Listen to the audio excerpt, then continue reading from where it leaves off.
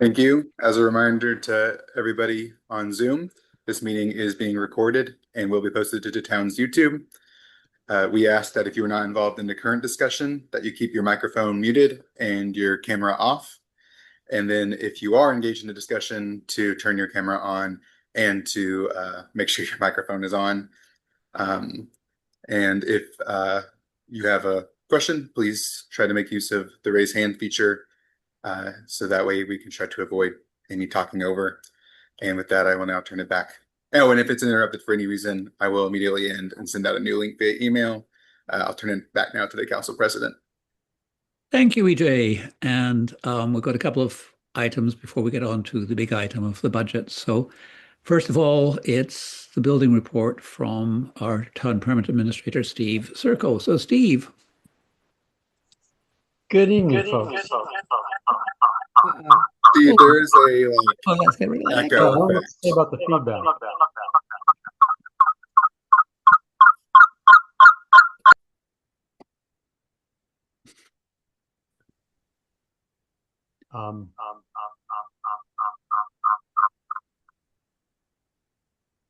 I'll just ask, are there any questions? Steve, is that your echo? Is that what you were trying to fix? That's my echo. I don't know what to do. Zoom. I mean, I just have the one device open. Oh, that's gone for the It's moment. gone now. You will close. You're good now. Maybe I was in two meetings at the same time. I think you were. There was two Steves in the meeting, so I kicked one, and now it's fixed. Thank you very much. Okay. Super. So if you can pull up the monthly building report, I've highlighted the updates from the previous month, which I'll also just briefly go through. 4906 Dorset Avenue, driveway replacement complete. I'll be removing that. I will be removing that from the report starting next month. 4911 Essex.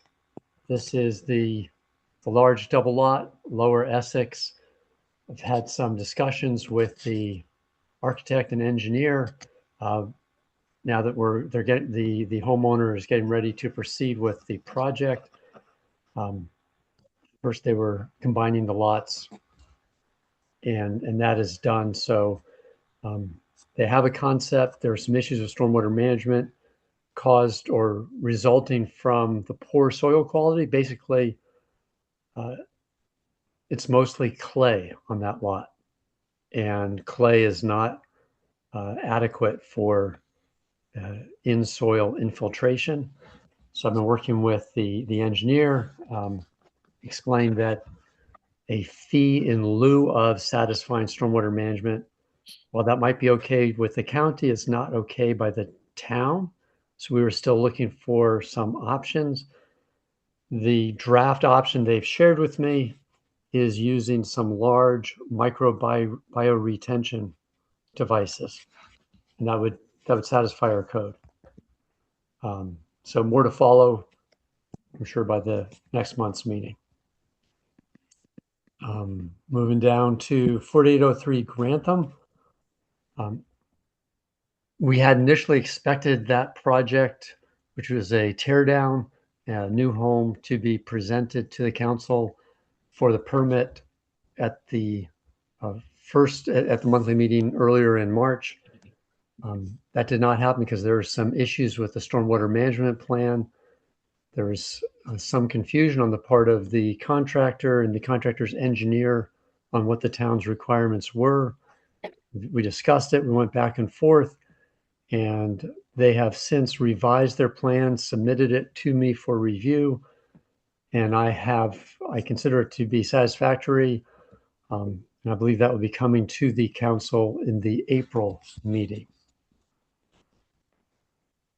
The 5400 Trent, the council gave a conditional approval of the building permit application on March 2nd. There were two caveats or conditions, looking for the soil report and a parking plan specific to that location. The contractor has since provided the soil report. The code enforcement officer, Wayne Fowler, and myself met with the contractor, who's also the homeowner, last week, and we discussed the parking plan. They will be providing a formal submission in accordance with the town code, but we all seem to be aligned on what needs to be done. So I think those issues or concerns are resolved. That brings us down to 5401 Uppingham Street. This is a lovely addition, modest in scale, and it's almost complete, the project. I reached out to the homeowner, the architect, and received an update on March 11th. So they're expecting to get everything done this week. All of the construction work, the driveway will be finished, etc. The painting, external painting. There may be some utility hookups and Montgomery County DPS inspections to follow, because sometimes it just takes a little bit of time to schedule that. I do note that the permit for 5401 Uppingham ended this previous weekend. It expired this previous weekend. So they're sort of in a grace period. And that's all I have. Does anybody have any questions on these projects? Thanks, Steve. So questions for Steve, anybody? I have a question. Is that double lot house on Essex, the 4911, is that a complete tear down and brand new house? Yes, it's complete tear down. The concept that's been shared with us, not yet submitted to the town formally, but staff and I have looked at, replaces the house with a roughly similar contemporary design that's spread out a bit, but it's a 2-story contemporary as opposed to the current 1-story. Okay. And Councilman Khanna, Rohit, you have questions too. Yes. Steve, first of all, thanks for answering the various questions I had earlier. I guess I just want to reiterate on 5401 Uppingham that, if I understand correctly, what you're saying is that it's really no longer a construction site, because until last week, there was still a lot of trucks. There was, there was some construction equipment there and so on. And material was still lying around on the driveway and in the front yard. All that will be gone from this coming week. Thank you. Yes, that is the homeowner's plan, to have all construction work done by the end of this week. Okay, so I just want to make sure that we remind them that their permit expired last week, that they are in a grace period, and if there is going to be any delay past this coming week or this week, that then we may need to revisit the question of grace. Thanks. Yes, concur, and they're aware of the expiration date. Thank you. Steve, while we're on that one, I mean, it has been in that state of almost completion, it seems, for most of the winter. Was there any reason for that? I know they had some supply issues getting the siding for the house.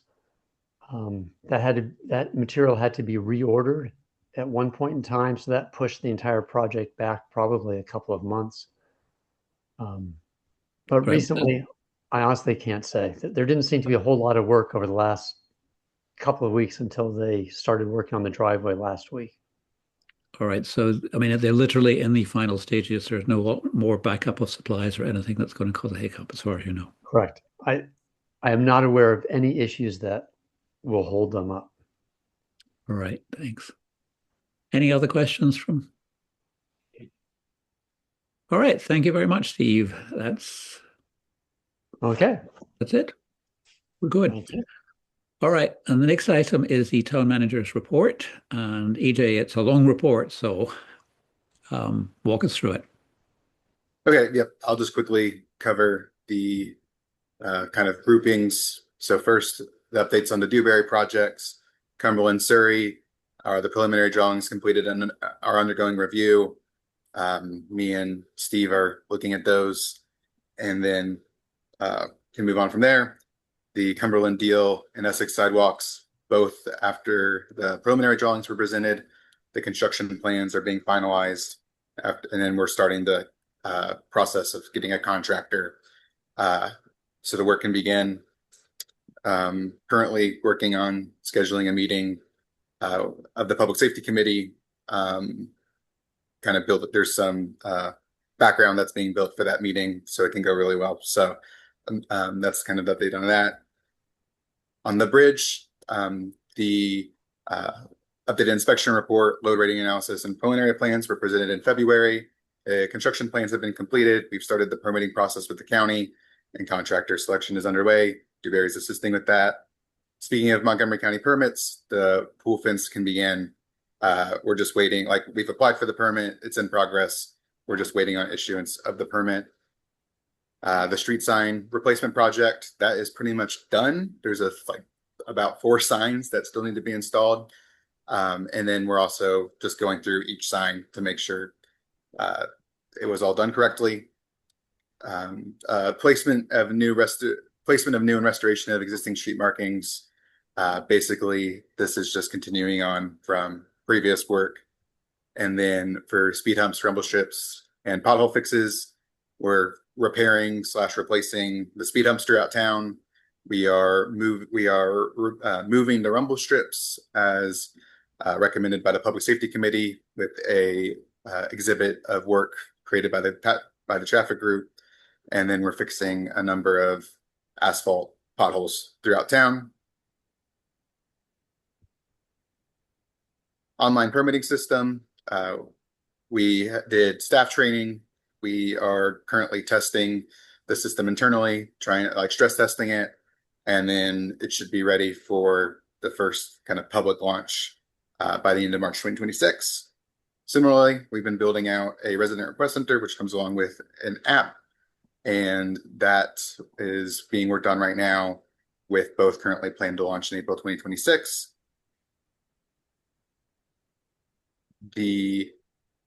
We're doing a municipal facilities decarbonation feasibility study that is 100% grant funded by the Maryland Energy Administration.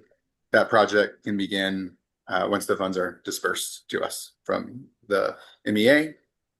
Composting will be back for the pool season coming up, and will be closely monitored by the town staff, compost crew, and in the pool and environment committees to see not only one, if people are utilizing it, if people are composting at the pool, but 2, if they're doing it correctly and we're not dealing with a lot of contamination and the like. And then from there, I'm happy to take any questions, and there's some stuff I didn't go over, and happy to go over any other projects. All right, thanks, EJ. So questions for EJ, and Shannon and Rohit both have arms up. So, and Debbie too. Well, okay, all real busy. Let's start with Debbie. Go. Okay, on the bridge, are we good? Will we be good to open the pool? Yes. It's not going to cause any issues with pool season, and the timber decking will be completed prior to the pool opening. Okay, good. One other thing, just for clarification, you mentioned that the new permit system that you guys are road testing, it sounds like. You said it'd be by March 2026. Isn't that like in a few days? Well, yeah, I'm expecting not next week, but the week after, which is the final week of March. So pretty much at the end of the month is. Okay, I just wondered if you get that year wrong. Okay, great. That's great. Great news. I hope it works. Thank you. Thank you. All right, Rohit.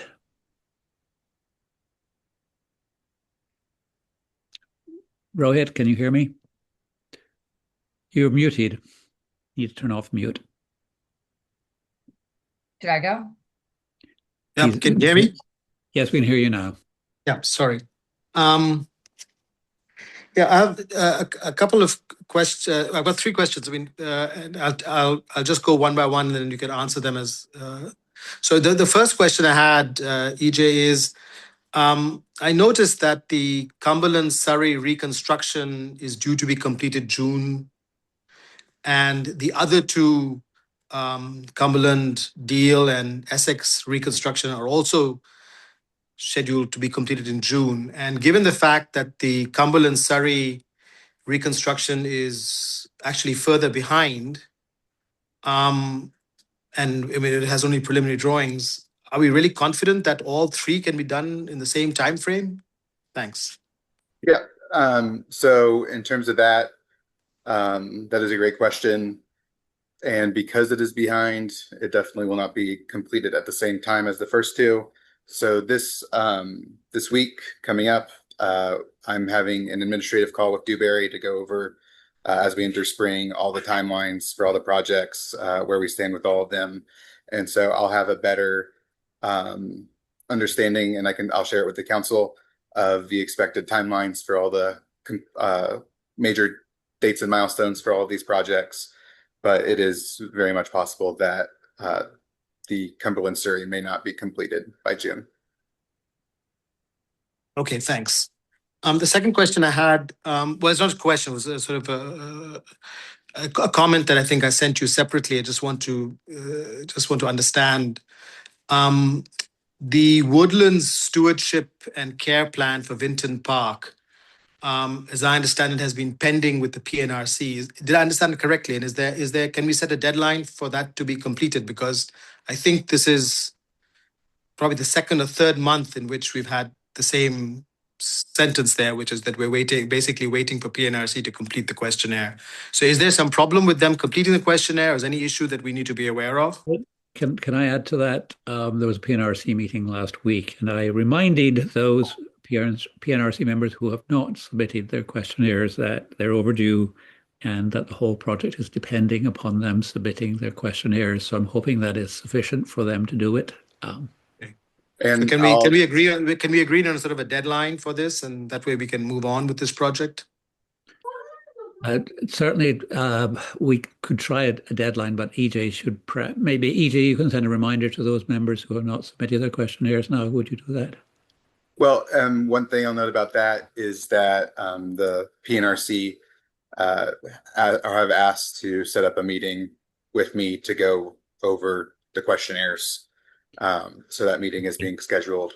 And so right now they have asked for it to be at the beginning of April. And so that should be hopefully the time frame of when they will be completed. Okay, thank you. My last question is on the very last line, which is on the sidewalk regrading, rectification, etc. So could you just sort of explain where we are, and because this also has been something I think since October, November, has been on the report, and if you can get a sense of when this review will be completed, and are we on track now to publish the RFP? Also, I think you had mentioned to me that Ray Brothers is participating in the review, so I presume that means they are not going to be bidding for this contract. So if you can just give a sense of I mean, are there particular complications in this, or because I thought this was fairly simple amongst all the recommendations Dewberry had, but we're sort of several months now into this, and I was just wondering if there is something that's more complicated than we understood. Thanks. Yeah. So it's one part of it in terms of the review of the RFP is, yes, Ray Brothers will not be bidding on this particular project. I've already talked to them about that, and that's why I even asked them to actually look at it, because they just said it would be too big a job for them.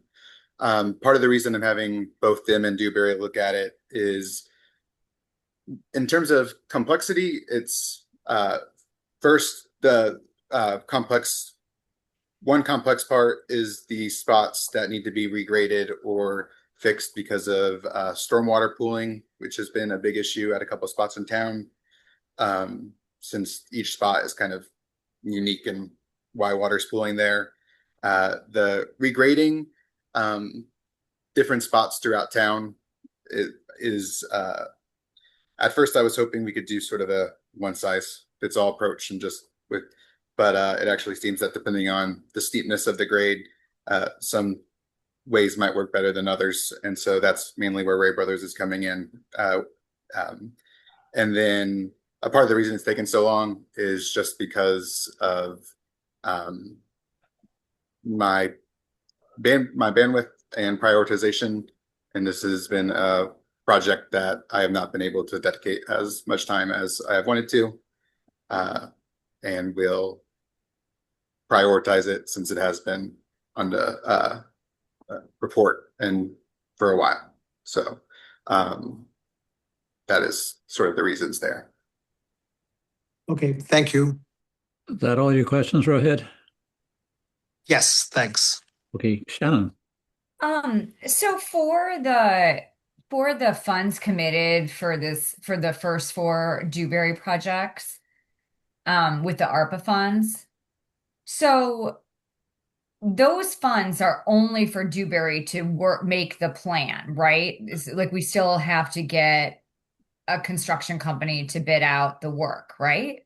It's it's for all the design work and the planning work, for acquiring any permits that may need to be acquired, for helping us select a contractor, and for overseeing the contractor during the work, and then doing quality checks both during and after construction.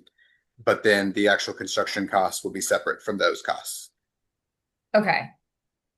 Because we're not, I mean, so we're committed to do all 4 of these deals through Dewberry, but we're not necessarily yet committed to do these deals as a town. Yeah. To actually implement them. Yeah, the construction would still need to be approved by the council. Okay. Okay. And then we were talking about that composting at the pool. Do we have any solid figures now from the composting project that we did? I don't know, whenever we did that, like a year or 2 ago. Did we have a lot of people that never opted out but still were paying for their service? And do we have all those figures? Yeah, and I can circulate that and prepare a report on that for the council, which I will do. But yes, we have those figures. In terms of the sort of top highlights is that at the beginning, very few people, or households, I should say, opted out. And then at first, there was quite a few households even being opted in who were not participating. And so there have been some homes that we've taken off the list just because they basically, after we reached out to them, were like, oh, we don't actually want to do it. But I will say that the good side of things is that we have seen a increase in homes progressing, a progression of homes that are composting. But are we sure that they're actually picking up compost items from their houses weekly? Yeah. I actually, EJ, I can do more on that because I actually gave a presentation to the Solid Waste Advisory Committee on how it had gone. About 65% of our households are now actually putting out food scraps, compared to about 50% before the opt-out went into effect.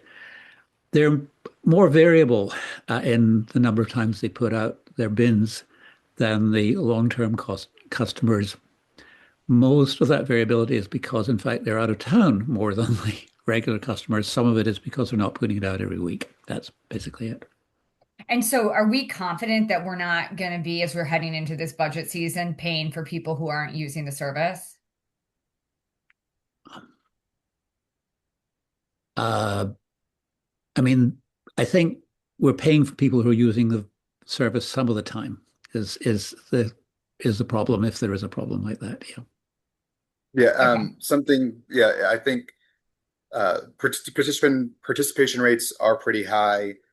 I think the one sort of note, as the council president said, is if there's a certain level of participation that we are wanting in terms of like what counts as being an active participant. Is it setting it out off every week or every other week or just sporadically? And if there's like a sort of bar that the town wants to place on, there needs to be at least this level of your household participating for us to pay for it, which could be something the council considers.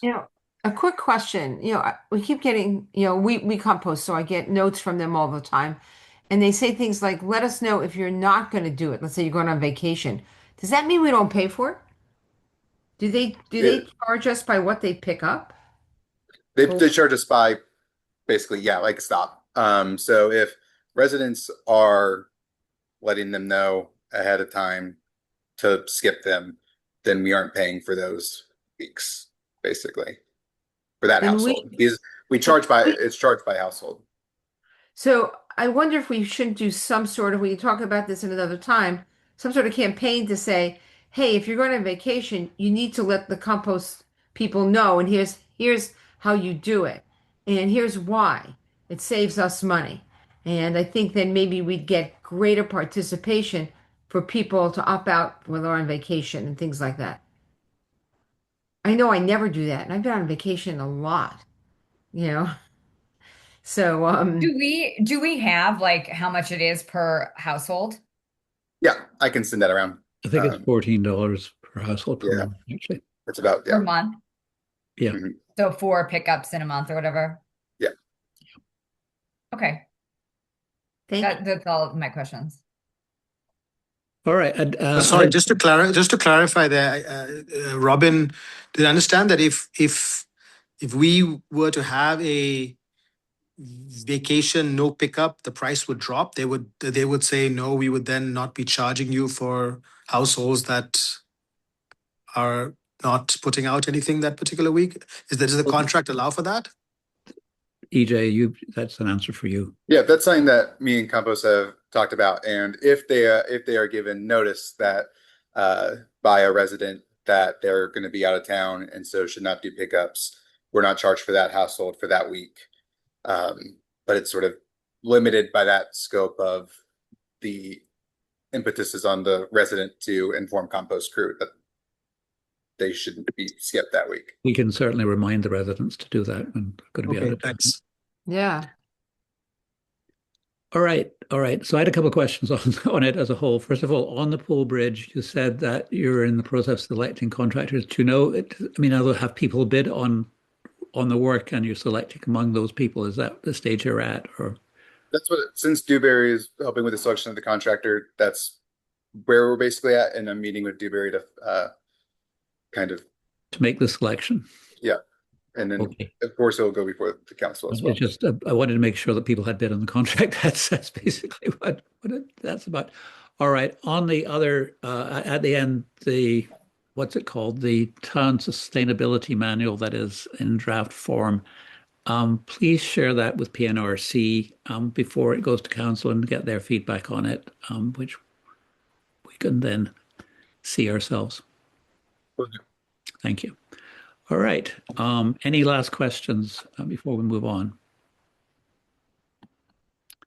All right. We'll go on then to the main item, which is the analysis of the Mayor's 27 budget. Does the Revenue and Budget Committee want to introduce it with their own presentation?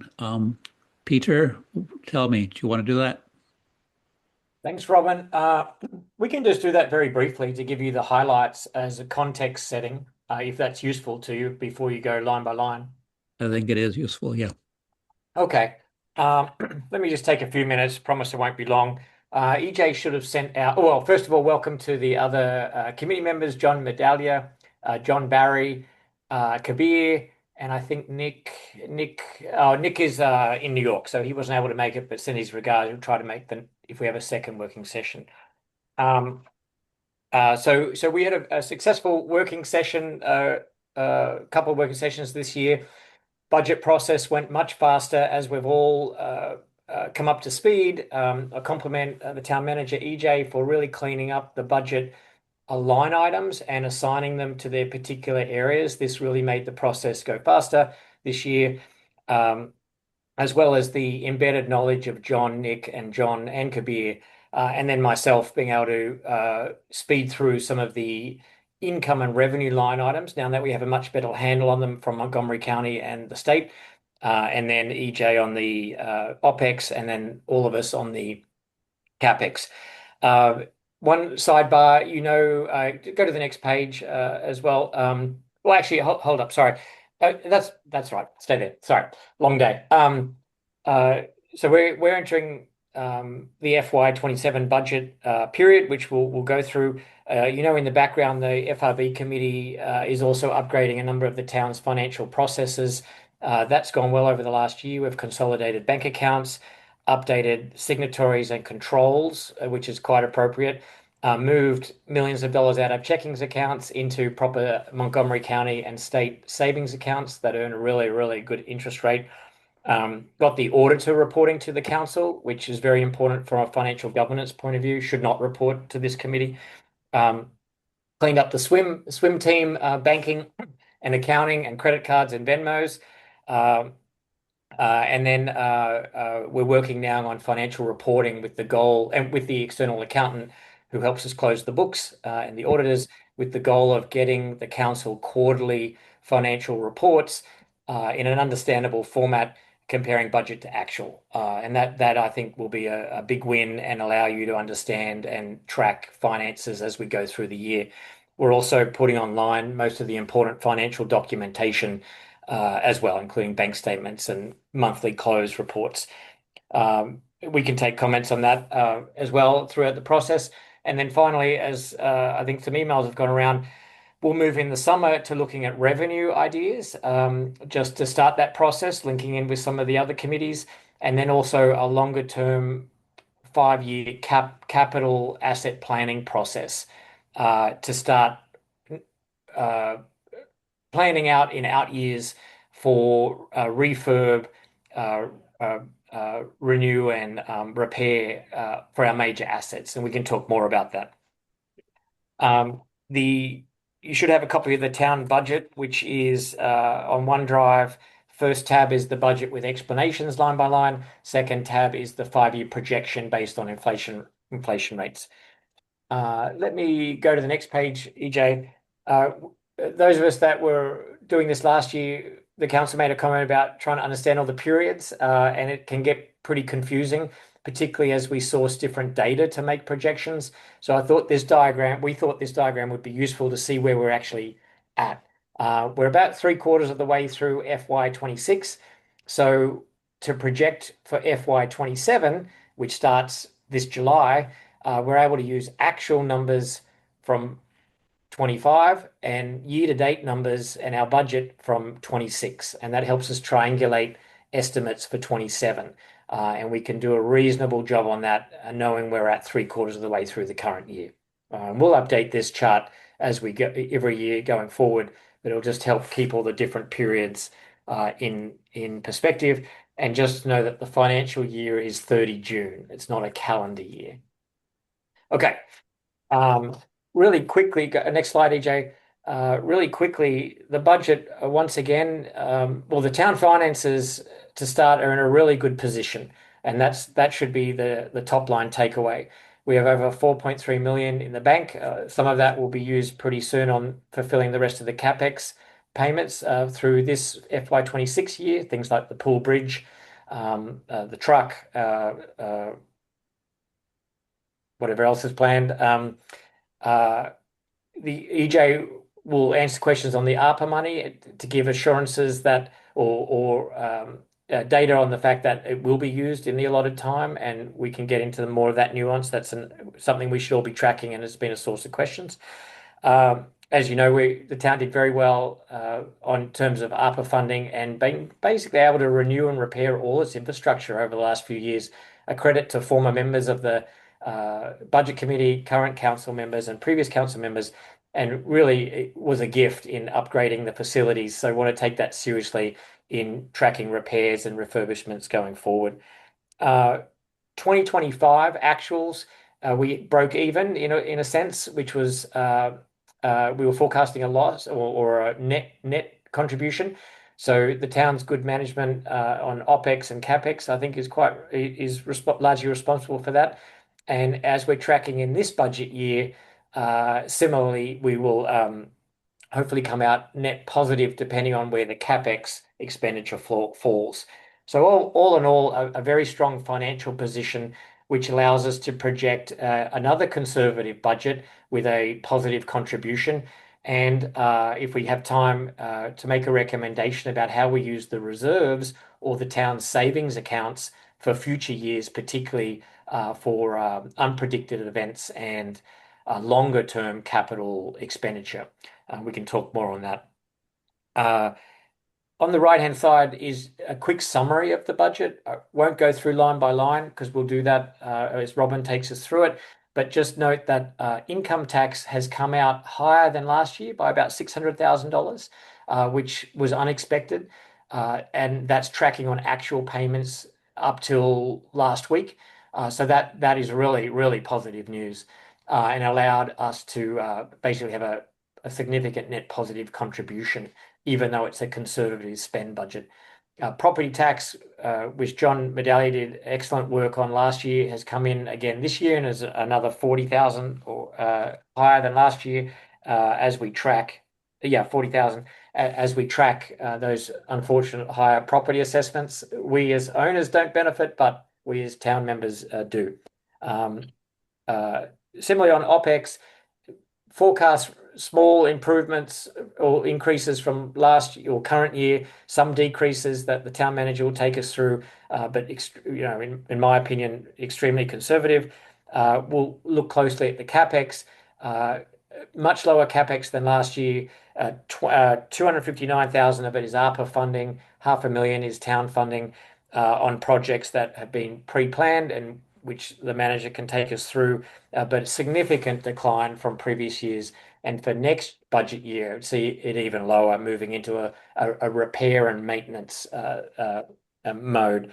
And so that gives a net positive contribution or a profit per se of about $250,000, which added to last year and our current reserves enables us to keep the rainy day fund, which we'll talk about for critical emergencies, and also contribute to our special capital or long-term infrastructure fund, where we're recommending we rename and change the governance of, and maintain a $500,000 or so in our unencumbered reserves, which are basically remaining cash for just to sit there, sort of a midterm savings account. Let me pause there. I think the rest of the items are just pages are explanations of some of how we assess how we build up the forecast. There are some comparisons at the back of the deck on FY25 actuals, FY26 budget, and FY26 half year to date numbers as well, if that's useful to you. But let me stop there, see if there are any preliminary questions, and then hand over to you, Council President, to take us through the budget. All right, thank you very much. And so questions at this stage of Peter. I've got a couple of questions myself, but let's see who else does have questions. I have a question. Go ahead, Debbie. I don't know if this is a silly question or not, but on our property tax revenue, we have some really huge, expensive houses here. And so I'm surprised that that property, maybe that's high, but it seems low considering what some of these houses, are valued at. Am I wrong in thinking that? Let me give John a chance to answer, but I should have put page numbers, but in the next few pages, the assets of the town are at $783 million, and we take one thousandth of the $1 in every thousand as property tax. But let me pass to John, who's a bit closer to the assessments from his analysis last year. Thank you. You're muted, John.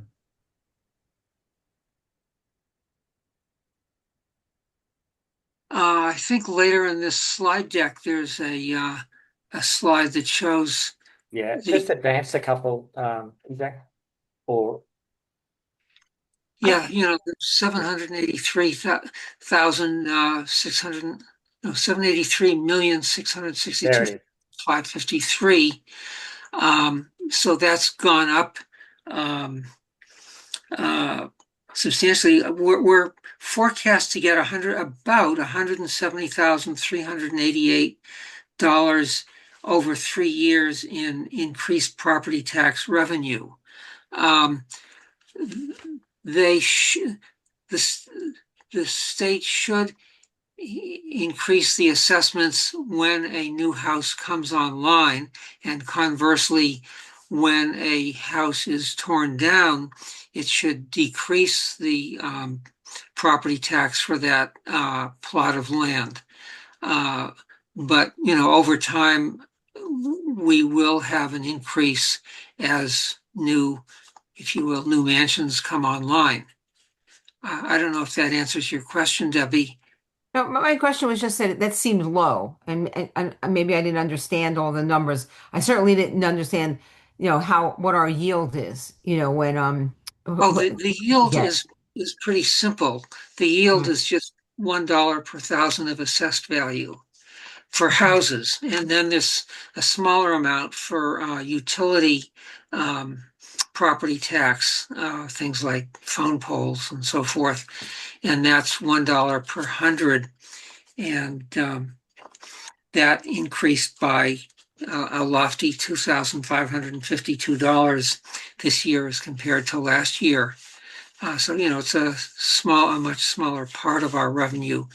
I don't know how quickly the state will reassess a property when it comes online. They should do it, but I doubt that they do it within a month. I can ask.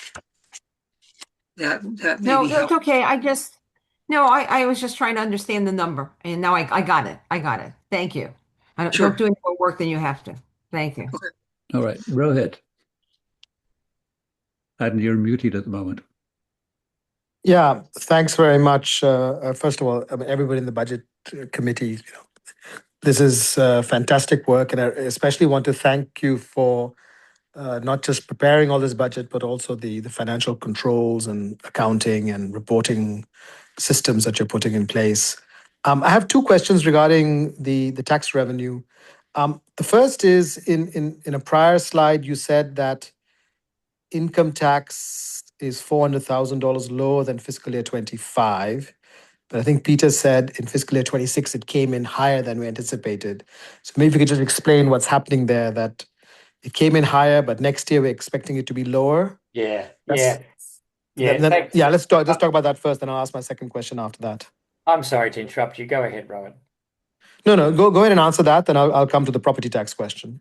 That may have been an edit. I was actually just looking at that myself. That may have been an erroneous edit, but and let me get EJ to jump in on that particular bullet. But to answer your question, last year in FY26, income tax revenue was significantly down, and I think this is what it's meant to be saying. So FY26, it was significantly down. So we forecast and at 1.1, and that's what roughly will come in at. We think only because there are two more large payments to be made in May and June, and we just don't have foresight onto those yet. So we did a preliminary first cut of this budget for FY27, keeping the same 1.1. And then the way we build up this number is we do get actual payments through FY26. And on this sheet, you can see a relatively complicated formula there that adds them up and estimates the remaining payments. So when we did that based on actual payments this year coming in now, which look like they're going to be higher than 1.1, then when we forecast that out, we get 1.7, which was surprising to us as well. So income seems to really go up and down, and I think over the years ahead we can start to understand its variance, but it's very difficult to predict. And then Granted, that was a great explanation of the income tax. On the specific bullet point you were referencing, that is just a leftover from the FY 2026 budget highlights. So the income tax revenue down 400K from FY 25 was in relation to the FY 26 budget. And so that should be updated to reflect. Yeah. I'd like to make a point also on this. I've asked EJ if he can ask whether Montgomery County or Maryland, what fraction of Somerset's income tax revenue is from relatively stable sources, relatively predictable sources like pension funds and W-2s, and that would help us narrow the range of variability in our predictions. Over. How much was income tax revenue in fiscal year 25?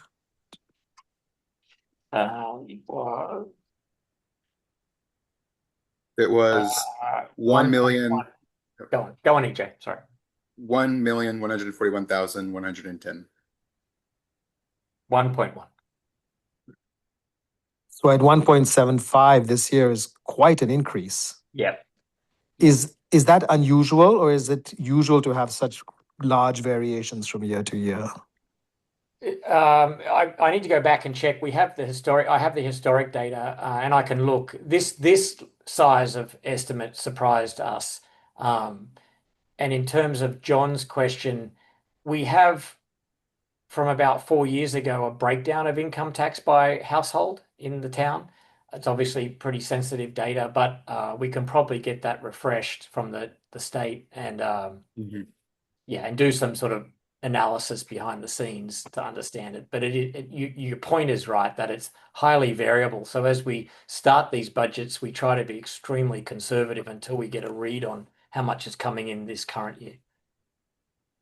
Yeah, the reason I ask is because if the trend line is at something between 1 and 1.2 million per year, and this year was exceptionally high, then I think if I'm just doing the mathematics in my head, that like the $600,000 that you're setting aside in the special capital fund, we should probably, if we have a bumper year on income tax, does it make sense then to set aside that bumper amount every time? Because we really can't rely on that number being in our base budget.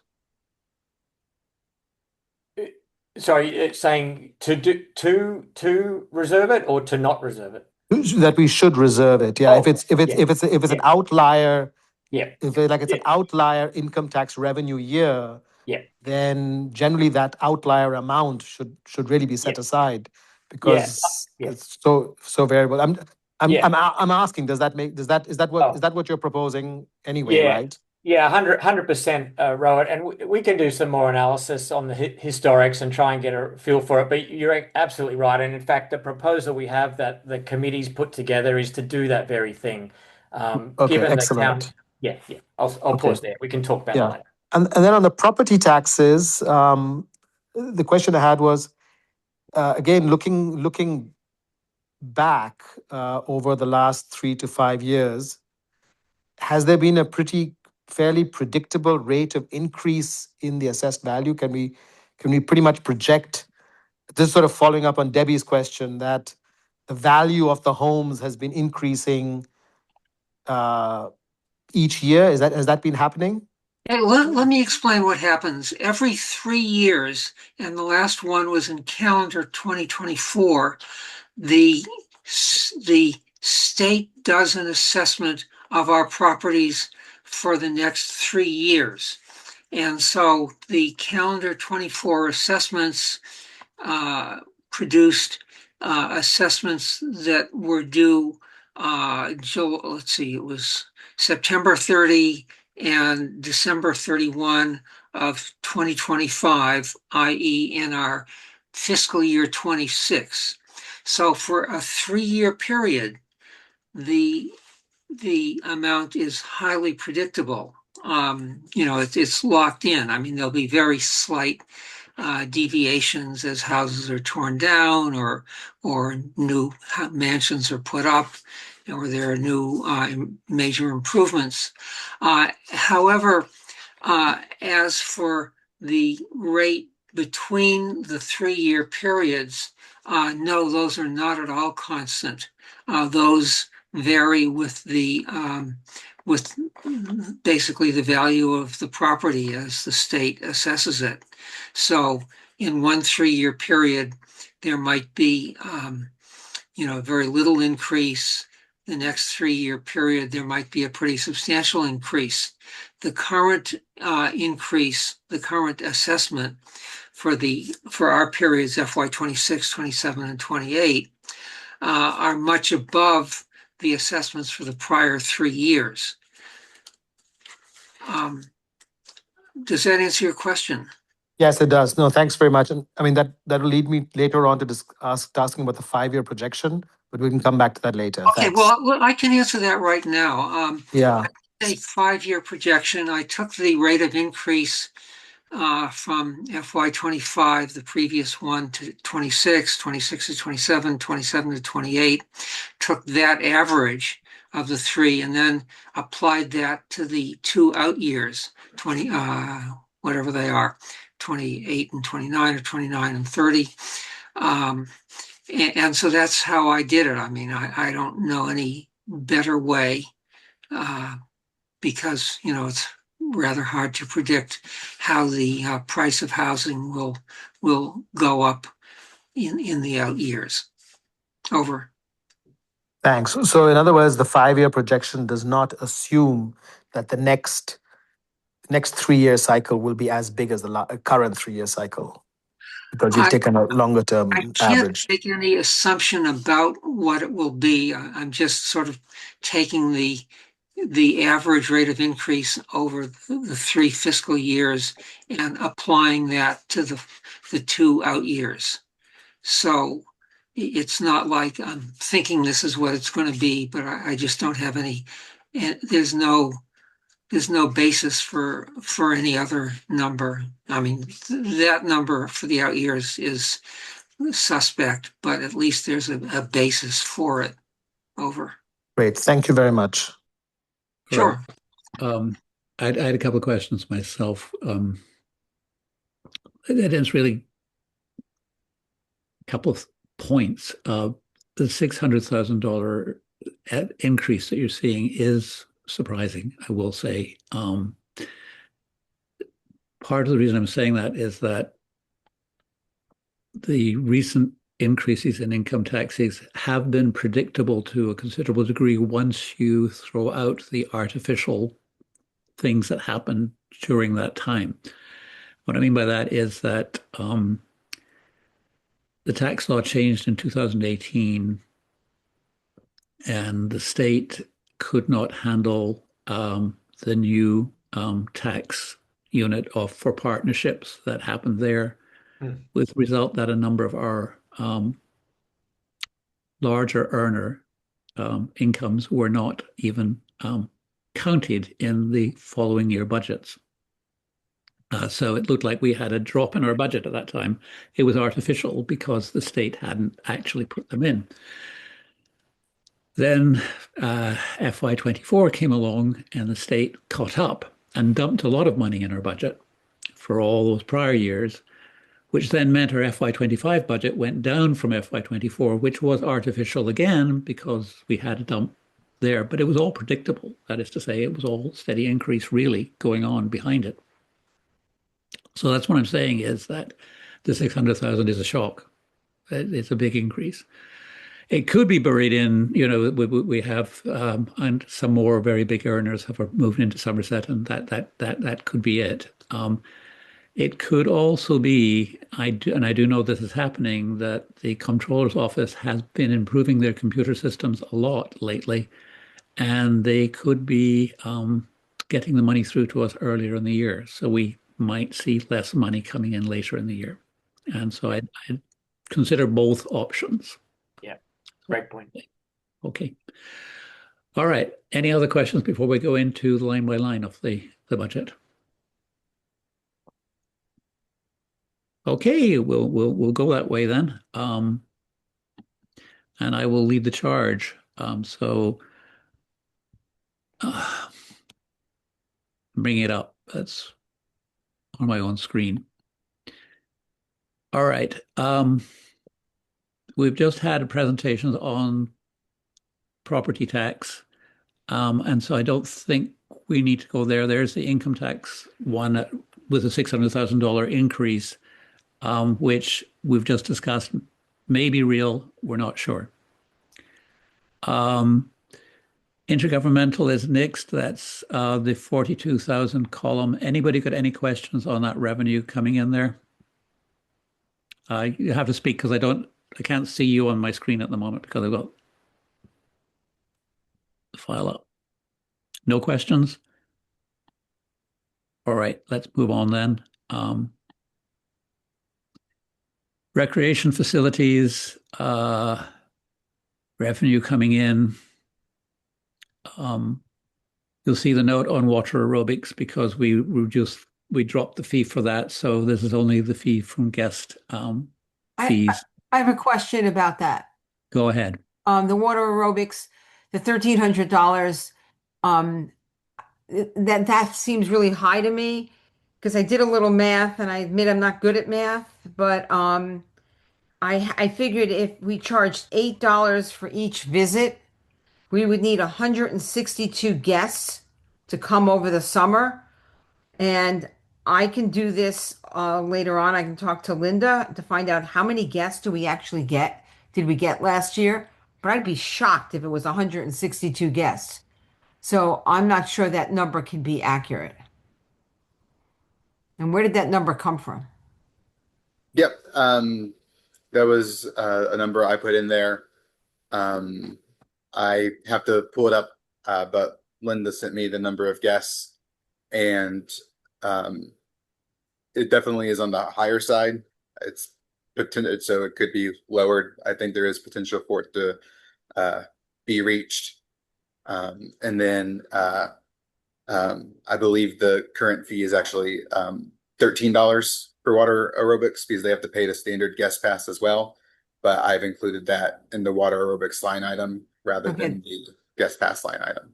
So I'm really low in terms of what the cost is, so it's not 162 guests if it's 13, if it's $13, it's more like, I guess, would that be 100 guests? It's 100. There's 100 I guests. did that right off the top of my head. Not bad. Very good, okay? Debbie. Thank you. Thank you. Someone should call one of my math teachers. All right. I'm just wondering where that number came from. How could we've gotten to that number? That's all. All right. Yeah, I mean, Debbie, I think it's you have to multiply guests by number of sessions. Then you'll realize. I think what you'll get is probably about maybe somewhere between 8 to 10 guests, because if you assume there were 10 sessions, no, I think it's 3 times a week. Yeah, Yes. it's a lot more than 10. It's 3 times a week, so that means there are at least 25. There are probably 25 sessions. Uh-huh. So then if you divide this number further by 25, the total number of guests actually probably is about maybe 4 or 5, I guess. Right? Right. Your math is better than mine, or No, quicker. 4 per session. Right. But I don't even know that we get 4 per session. I've looked at those numbers before. yeah. No, I Yes. think I mean I've been to as you know I go to some of those sessions. Right. That sounds about right. Can I just say that we will probably need a second session to finish the budget, but we might Okay, need more sessions if we carry on like this. Okay. No, I just raising the flag. We can do a little more looking into that for, so this is not a big line item. I was just wondering where'd that come from? But okay, sorry. Thank you. All right. Interest payments, we just heard about how we now have higher interest accounts, so interest payments are going up. Permit fees, we've adjusted the permit fees, so that's reflected presumably in your 2026 estimates. And we now have a new revenue item, which is solar energy renewable certificates, SRECs. So we get some money from that. That seems Right. really low, Robin. It is low, actually, that $1,000. But do you have your first number? Have you got your first checks from there, EJ? Yes, but not from the pool. So I'm only going off the town hall at the moment. which does not make that much from SREX. All right. Okay. You're right. And the pool will be more because you're in the Maryland system in the town hall. The pool is in the DC system, so that's the difference. Yeah, Right. that's it. All right. So we get on to the much more interesting operating expenses section. And the first thing is salaries and salary expenses. And anybody got any questions on salaries? Nope. I have a general question on the personnel expenses, but it's also linked to the professional services, Robin. So do you want me to wait until we do that, or can I just combine that question in one? Combine the question. Go ahead. Yeah, I mean, what I'd like to get a better understanding from EJ, it doesn't have to be, the answer doesn't have to be today, but maybe at the next session we can have a somewhat more detailed presentation, is to really understand what the work is of our public works and of the garden, grounds, parks, and landscaping support costs are, because that means we've got about $130,000 for salary and professional services for basically maintaining our towns, you know, landscape and parks and so on and so forth. And I just want to understand who's doing what and whether this is really the most efficient breakdown. I have some difficulty really assessing value for money across these two line items. So I just want to put a placeholder that maybe at the next session or some other session, if we can have a discussion about that. Thanks. Yes, I will. I can prepare something. All right. All right. On health insurance, which is actually under personnel, that health insurance rates are going up higher than the general rate of inflation. And are you building your estimates in based upon the way health insurance rates are climbing or on a general rate of inflation is really what I'm getting at. Specifically, we're a Montgomery County participating agency, and I'm basing it off those rates specifically. Okay. Of its increases. So we hope they're getting it right. Yeah. All right. All right. That's it. All right. Any other questions on salaries and salary? All right. Professional services then. I had a question myself on we under technology services, we have a whole lot of technology contracts. I just look at the list there. Any thought, is there anybody who will integrate a number of the services so that we don't have so many contracts and perhaps could save money by integrating? Is there anybody that does that? Is all I'm saying. Yeah, that's something I haven't looked at ways to integrate yet, but that's something on my to-do list is to look at how to collapse these and consolidate. They're it's not building something up. I've done yet. Yeah, they're building up. I definitely don't want to add any more. Right. That's for sure. Okay. Any questions on the particulars? Yeah, Robin, I just had a question. Is it possible to share with the council the scope of work or the terms of reference of the accounting firm? I mean, audit is pretty clear to me what the auditors do, but I don't think I've seen the scope of work of the accounting firm. Thanks. Yes, I can share that. All right, EJ, there's a simple answer. All right. All right, permit review. We got the code enforcement officer and our permit administrator set there. Okay, so moving off that, we go on to civic affairs. And we have a string of community events now, which is an increased number of events from prior years. So obviously the costs are going up a little bit. Anybody got any questions about those events? I do. Yes, Under, Debbie? we have $3,000 for pool programming. is that is not part of what the pool committee has asked for? Because that's the same number. That is what the pool committee asked for. Okay. That's All right. specifically their recommendation. Okay, fine. Thank you. And we've got a charge for the water aerobics class now, which we're paying for ourselves because we dropped the fee. You've put an estimate in for Charter Day for 5,000, and that's just ballpark, presumably, right? Yeah, and not for this year, of course, but for the next 2020. All right. All right. Okay. Yeah, Robin, can I just come back? Just for me to understand better, what, like the $3,000 for the youth council event or the $1,000 for Arbor Day and 1,200 for Earth Day, what is the money spent on? So the youth council, the events, this is their requested number, and the events that they are planning to do are similar to this fiscal year, which is a high schoolers night at the pool, 2 youth entrepreneur markets, and a spring social.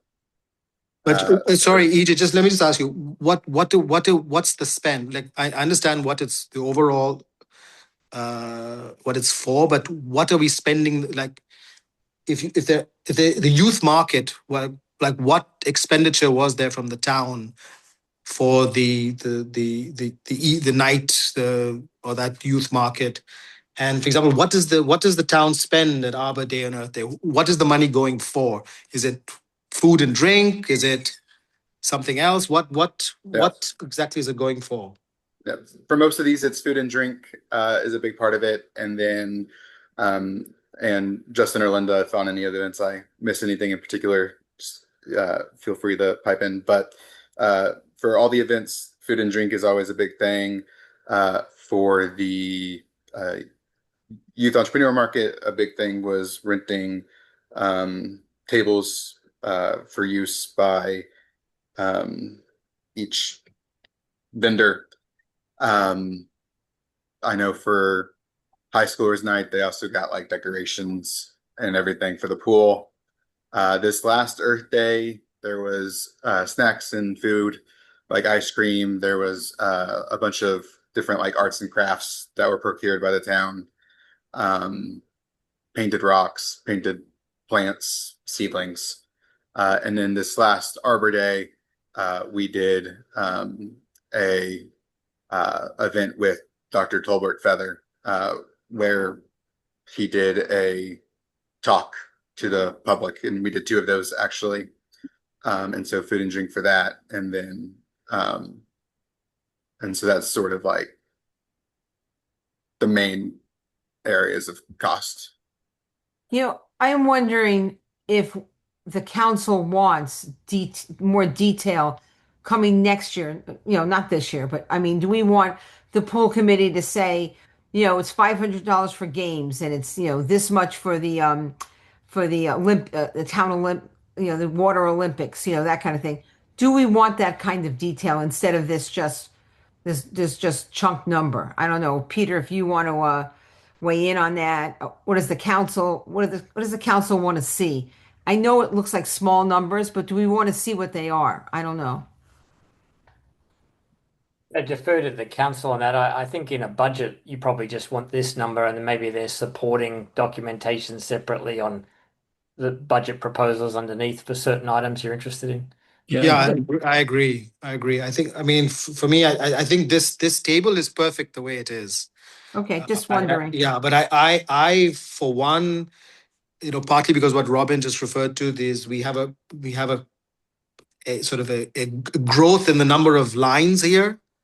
And it's now approaching $40,000. And I think each one of them, I actually don't question a single line item. I just didn't quite understand what the money is being spent on. And so I think, EJ, if it's possible to have just some background information on how the money was spent in fiscal year 26, that would be enough. But if you have, obviously things like the flu clinic is straightforward, I presume. But I mean, I would like to understand better, like the 3,500 for Halloween. Is it candy or decorations, or what is this more money for? And if you can just document it for the council, just like you explained it right now, I think that it would be helpful for purposes of transparency for residents as well, just to know, what is behind each of these numbers. So if there can be just a background note on it, I think that would be helpful. Absolutely. If these are specific proposals that have come in, then those who have proposed it should be able to break it down for us, and you have the past records anyway. Absolutely. I can work with the staff to prepare a background document for the community events. Thank you. All right. So any last comments on community events? I think membership dues are straightforward. They are just the organizations we belong to. And so the swim team is the next one down. Again, we have not considered changing the fees there at all. So we are accepting 27 numbers based on our current fees. That's what it boils down to. I would like to know what the 50th anniversary celebration is for almost $18,000.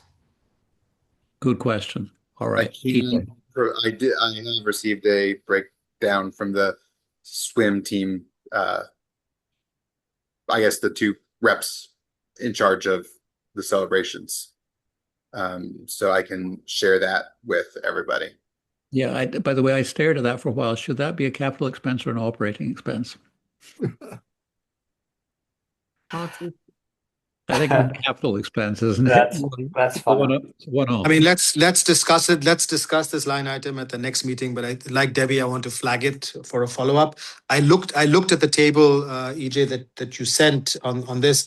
But just to clarify, Debbie, my understanding, EJ, you can confirm this, that 17,775 is not just the 50th anniversary celebration, but also includes the Swift swim team banquet, the A team lunches for two of the swim meets, and a couple of other items, which presumably we also paid for last year. So this must be some of the 17,775 is recurring, and it would just be good to clarify that. My understanding from the table is there's an additional 6,000 now, which is now for this 50th anniversary celebration. And I think we need to discuss that in more detail to understand basically why it's going to be $6,000, why it's not being cost shared with families. Right. I think there are many issues that we need to understand. So I think I want to flag that as well for next time. Thanks. Yeah. And It says that the Somerset Dolphins expect the town share to be 13,388. Why isn't that 13,000 number the line item instead of the 17,775? Well, because the town is still all swim team money is still town money.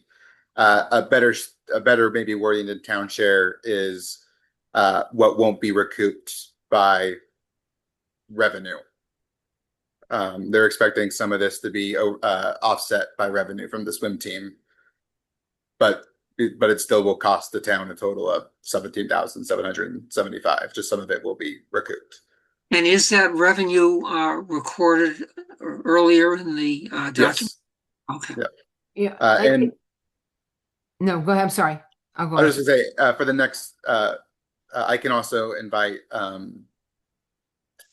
Betsy, who's the swim team treasurer, to our next work session, and Kelly Bolton, who is who's one of the leads of the 50th anniversary celebrations, to help kind of go over those specific numbers.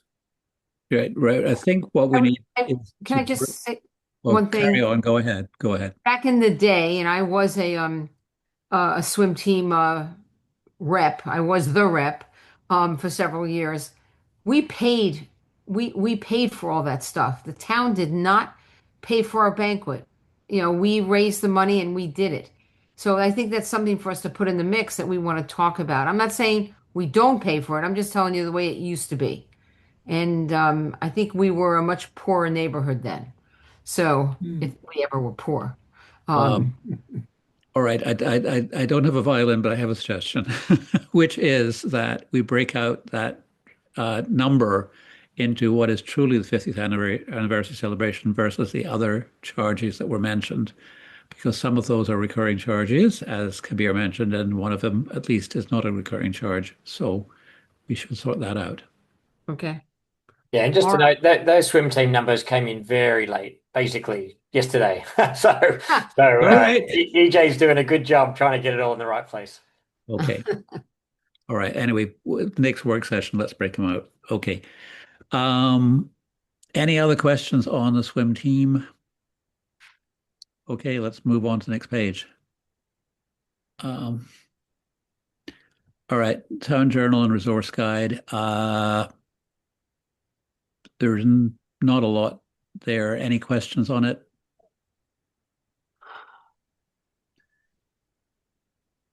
We decided a while ago that we needed to continue printing. There was considerable interest in printing, so trying to save that money was not really worthwhile. And the graphic designer costs that amount of money, so that's it. Any questions? No? All right, let's move on to insurance, which is LGIT, I presume. Both of them they are. That seems to be a very reasonable rate by the look of it, actually. So, all right. Town hall and the garage.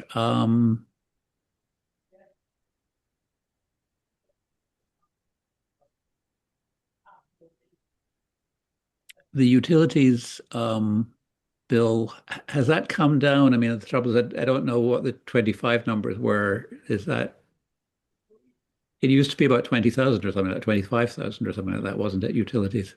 Yeah, it's come down, and something I have on the to-do list that me and the budget committee talked about is preparing a little side by side of pre-solar panel costs and post-solar panel costs. So I haven't been able to prepare that yet, but yes, the short answer is utilities have gone down. It'd be good to do that, especially because my fellow towns around criticize us for going to Pepco and getting our lights from Pepco instead of trying to buy our own. It would be nice to show them the savings that we're making by doing that. All right. Any other questions on town hall expenses? Garage, there is a renovation of the garage that will show up capital expenses, and there's, we'll get there when we get there. All right, we'll move on to the exciting streets and sidewalks now. Let me ask my perennial question. First of all, on snow removal, how much have we paid on snow removal this year? Yes, that is a good question. So especially with the storm we had this year, assuming we're going to get no more snow that requires any plowing, we spent just a hair over what we budgeted at about $52,000. So there's no slush fund this year then. Oh dear. Okay. Street lighting is now, that again must have come down. Could you map that out for us, or? Well, all right, we'll leave it there. Yeah. Any other questions on streets and sidewalks? This is the operating budget. Of course, there are expenses in the capital budget. And one thing I will notice about the street lighting with Pepco is it has gone down primarily because I undertook an audit with Pepco, and there was a number of street lights. Not only has the cost has gone down two ways. Obviously, first I can do a breakdown is through the conversion to LED since they're more efficient, but also I did an audit of all our streetlights with Pepco and discovered that we were paying for more streetlights than were within our borders.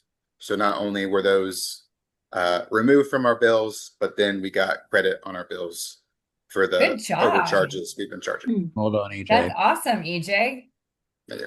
Right. You're not claiming 10% for yourself, are you? No. Good. All right. Um, trees. Uh, tree care contract 50,000. Is that with our arborist? No, this is with these trees. All right.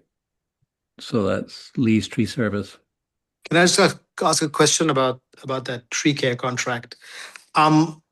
EJ, are we seeing an upward trend in this expense, given the fact I just sort of feel that we have more and more town trees that have to be taken down because of age, disease, etc. Or maybe I don't know whether it's anecdotal or whether is it borne out by the amount of work we've been asking them to do? Actually, in we actually put more in the budget for them last year. This is actually a reduction in the amount because we have been able to maintain a very good rate, and so actually our costs have not. And I'm kind of surprised too. Our costs though have not grown really, even with all the current tree work happening throughout town. Okay, thank you. All right. Any other questions on trees? Okay, so moving on to sanitation, you'll see the big bill is the refuse recycling and yard waste collection contract. One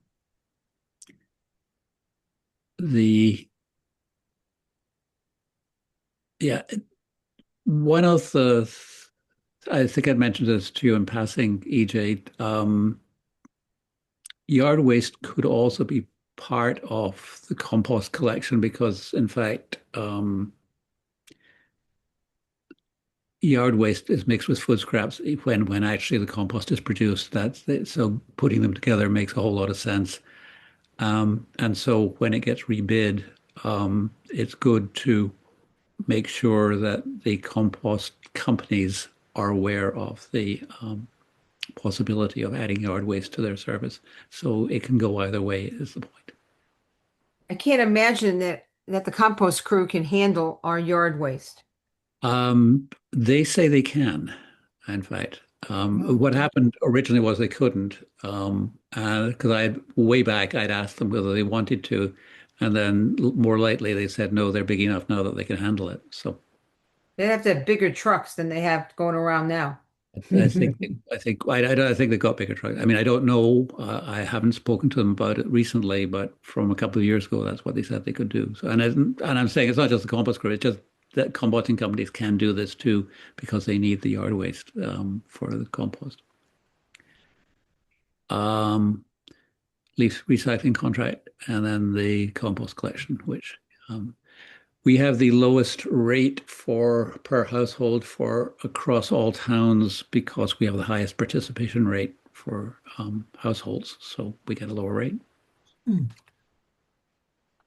I ask a question about just on this? I just had a question. Under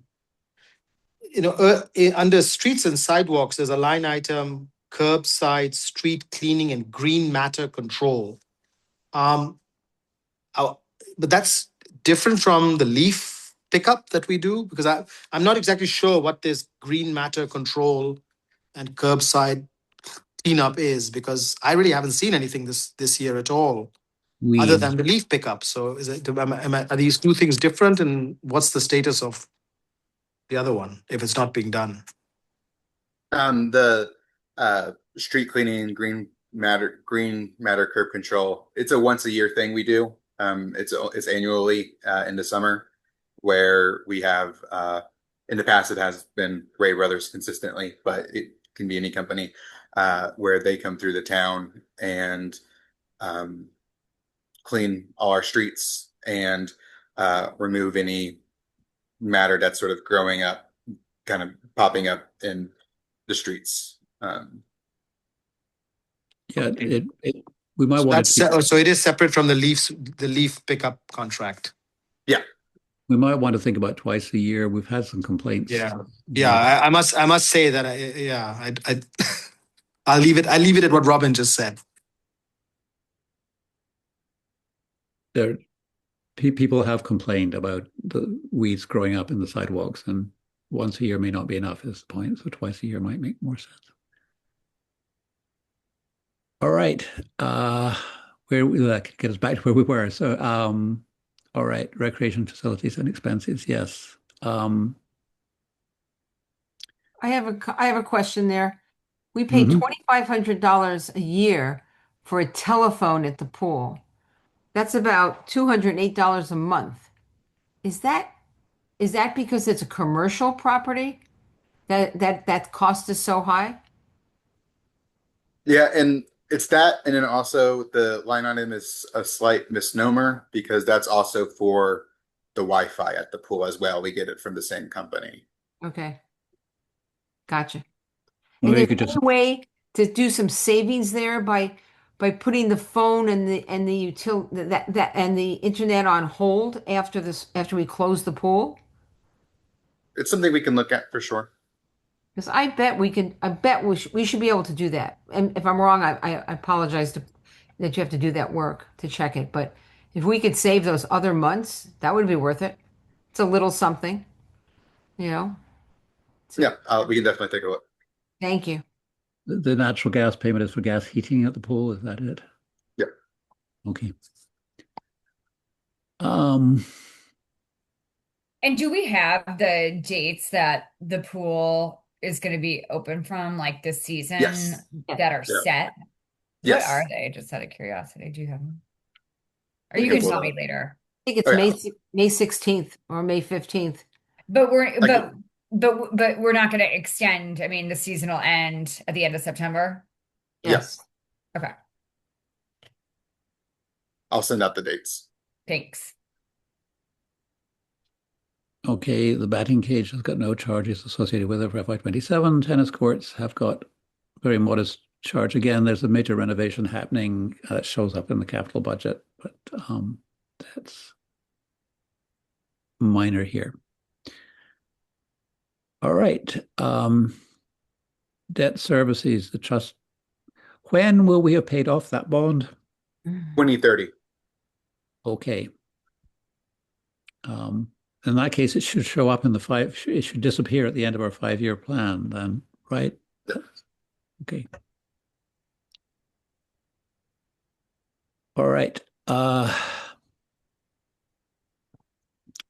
Any other questions on the operating budget before we go on to capital expenses? Okay. I just have one comment to make, which is that I think when we had our working sessions, EJ referenced one item, but I think he has, over the last year, squeezed out various savings on OPEX and has been very sort of thoughtful about that. So I'm very grateful for that. It's not big dollars, but it's just nice to be able to get those operating savings. And on the personnel side, I think, EJ, you've sort of more professionalized sort of the process with Justin and Linda and so on. So I'm very grateful for that as well, which is reflected in the budget. Thank you. All right. Moving on then. So first capital expenses it's the garage, and the major renovation is to add solar panels on the roof. That's planned for FY27. Do you know the exact better timing when that's going to be? The solar panel installation would likely be in the spring of 2027. Okay. That's a year from now, in other words. Yes. It's so do it outside of the pool season and before it opens in May. That's the plan, presumably, right? Yep. Okay. Any questions about that?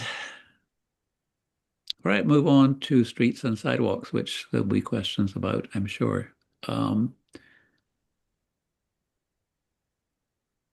So maintenance and replacement, final figure depends on funds spent in 2026. Any questions on the work? We've already heard that the Surrey Cumberland intersection will be delayed. It presumably is going to be delayed into the 27 fiscal year. Is that right? Yes. Okay. Does that show up here or not? No, that's sort of the Cumberland Surrey is really the thing that's responsible for that final figure dependent because Okay. of that project likely sliding into July. Okay. All right. Any other questions on that? What is Yes. the 7,000? I'm sorry, go ahead. Who was Oh, first? 7,000 for the traffic calming. That's a public safety committee recommendation just for the potential implementation of traffic calming measures or replacement / repair of our current traffic calming measures throughout town. Does that mean just putting in speed bumps or signs? It could mean a whole slurry of things from signs and speed bumps and rumble strips and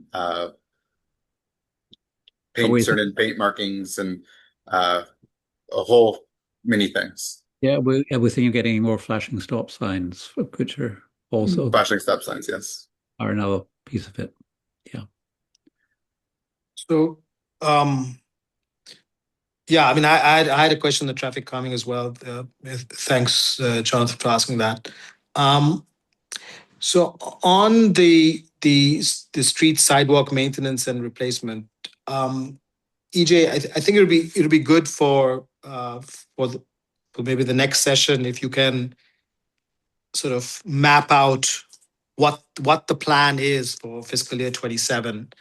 So now we know that the Cumberland's Little Surrey intersection will be next year.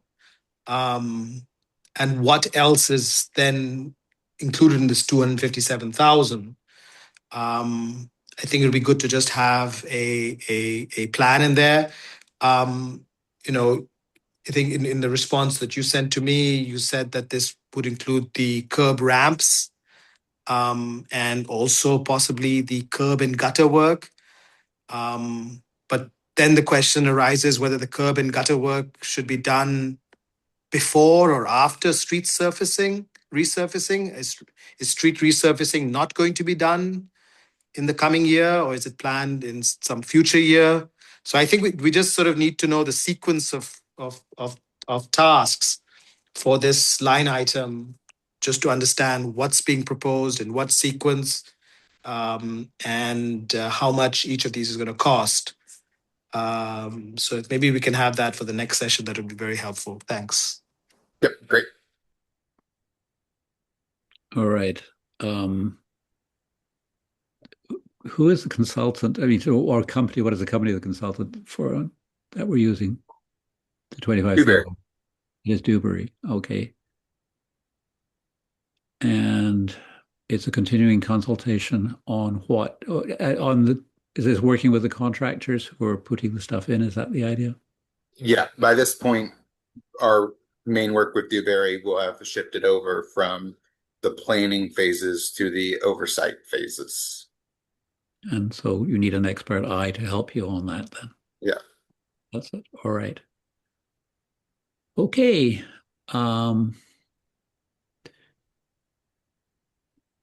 The pedestrian scale lighting, 35,000, that's the ongoing project. Is that going to be all done in FY27 is really the question here.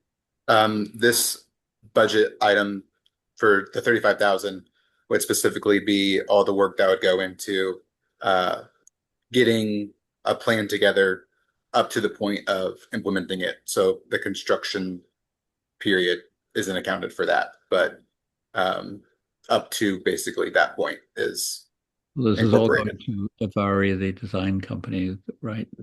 Yeah. Okay.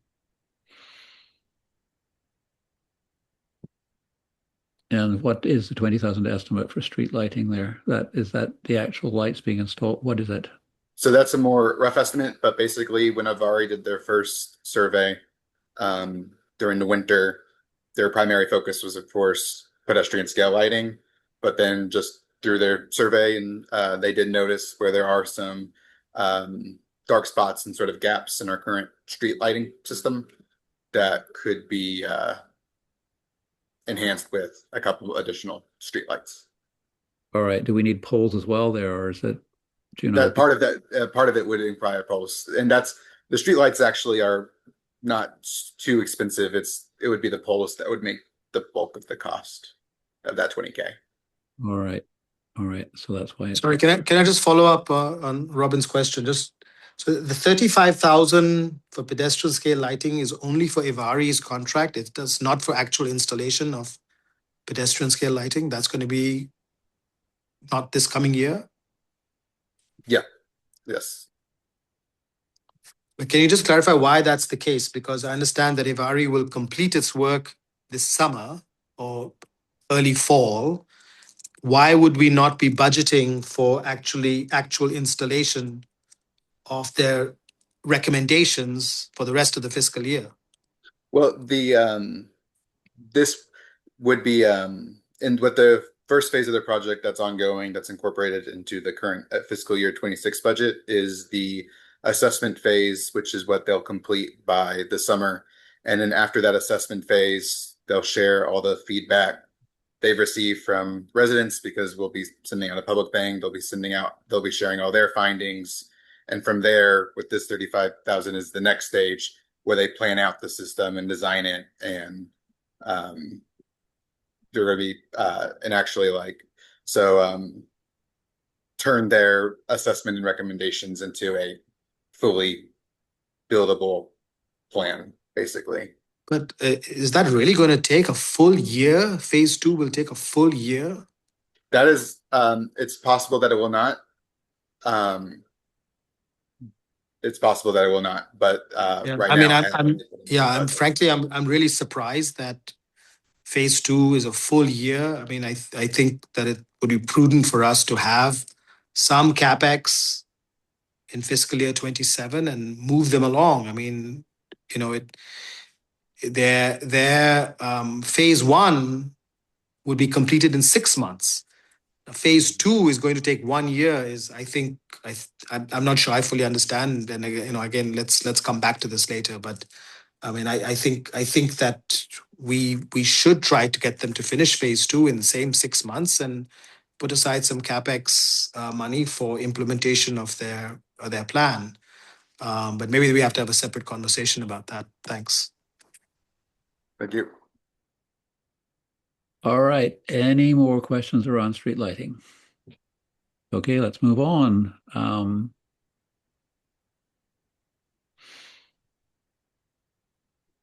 this is planting trees, and this is our arborist this time.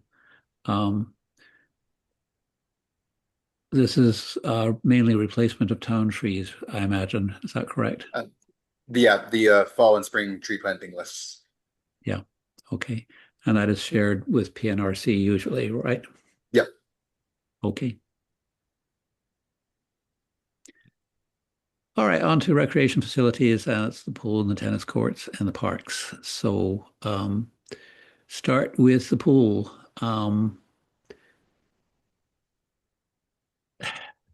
There's 100,000 for the shade structure is the obvious, very substantial expense there. Tell us about it. How far on is it? Is it going to happen in FY27?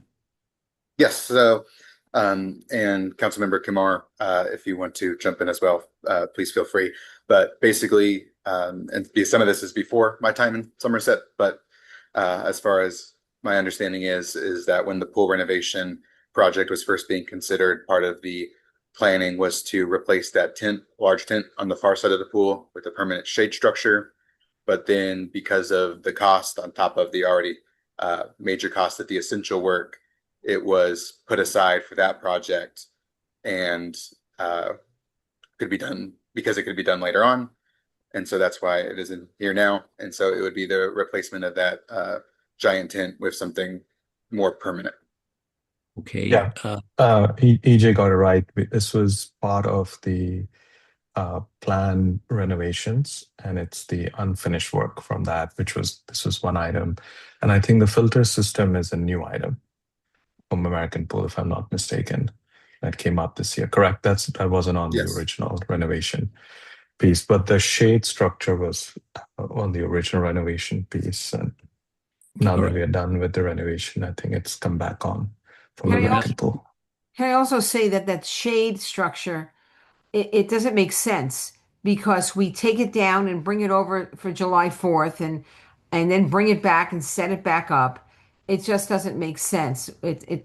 If we can't afford it now, fine, but it's something that we need to do, to do something more permanent that looks nice down there. All right. Well, judging by the very rosy forecast the budget committee has given us, I think we have the money to spend on it. The it's that is the estimate from the architect. So a contractor, I'm just worried it's going to happen in FY27. We've got an estimate from the architect, but there's a contractor got to be selected. And have we seen the architect's plans? Since it hasn't been budgeted yet, that we're not that far. That's a basic estimate from the architect for both. To be clear, that's an estimate from the architect for both the planning and the actual construction. That should be the full cost. The plan would be to do it between the 26 and 27 pool seasons. So if it was approved in the budget, it would be something that would need to begin moving on immediately, pretty much. Okay. And as Kabir has brought up the pool filter system, why are we getting a pool filter system now when we haven't had one before?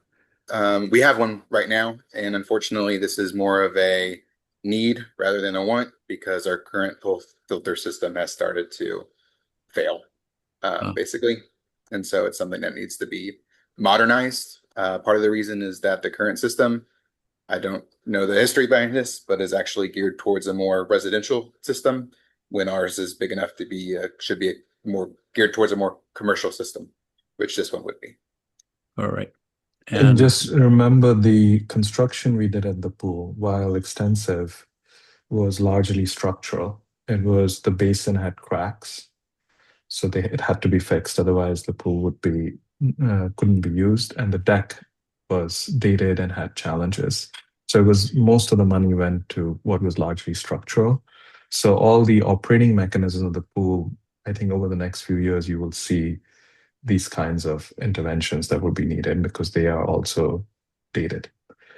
What we actually did was it was big outlay, but it was largely fix the basin, fix the deck. Okay. And the audio system, is that the same story or is it something different? No, it's slightly different. Excuse me. Basically, this would be a dedicated audio system for the pool for use of all the official town events, which includes the swim team events, of course.